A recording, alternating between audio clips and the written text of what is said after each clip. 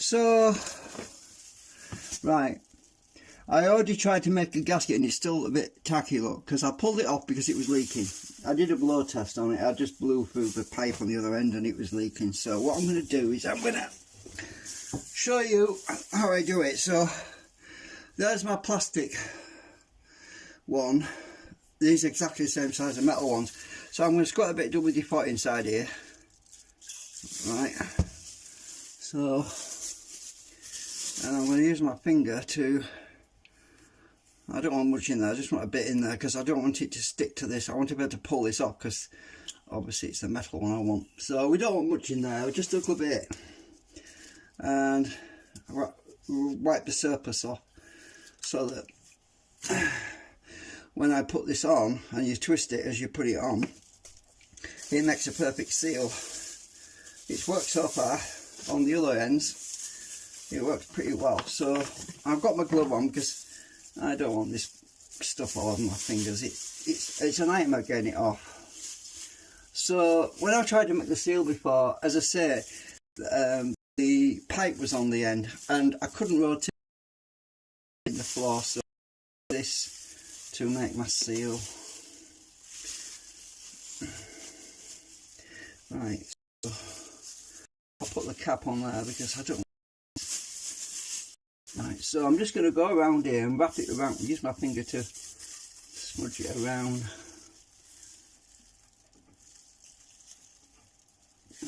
Right, I'm going to go a bit liberal with it. It's on the outside because I've swapped that adapter around again because the inside won't go inside the hole. So I did clean it out the hole, but it just wouldn't go in. It was too tight. So I'm going to have to, the adapter will work on the outside of the pipe and I can clamp it on there.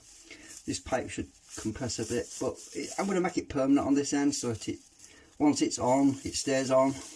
And once it's sealed properly, I'll put some more gasket seal around this and the actual pipe adapter so that it doesn't come off. Now I'll use some sort of clamp. I'll make a clamp to clamp onto this exhaust to hold the pipe as well at some point to secure it. So I'm just going to use my finger to go around like this. Right. Wipe the surplus off.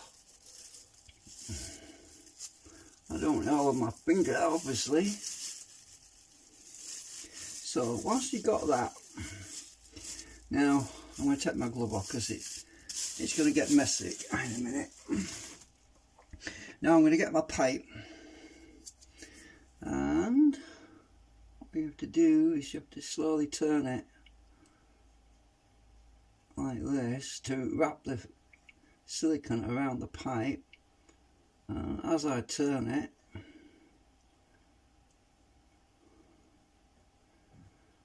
I'll slowly push it further and further on, and the surplus will just squeeze out. And once it's on, I'm going to leave it till it dries. And I can feel it, the friction is increasing as I get further and further down. And I don't think I can get any further on now. So now I'm just going to wipe the surplus off there. I'll find a bit of tissue paper actually. Oh, actually I'll use my glove. I'll use my glove to hold that arm and wrap it around the back.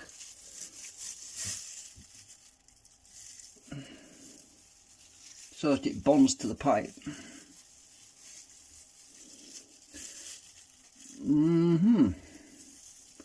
And so that it's really bonded to the pipe, so that it doesn't, when I pull this off, it won't pull off the pipe, it'll stay on the pipe, you know.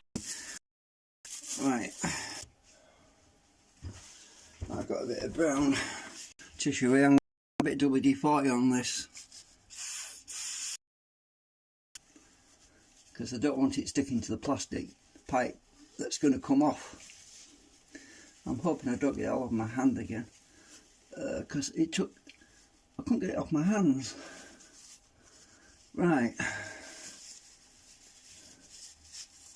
Use a different bit of tissue.